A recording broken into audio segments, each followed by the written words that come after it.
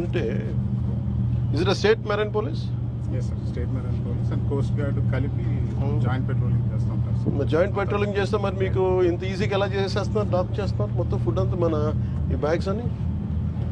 Patrolling water work patrolling water ఏముందో చూడలేరా sir? షిప్లో ఏముందో చూడలేరు మీరు?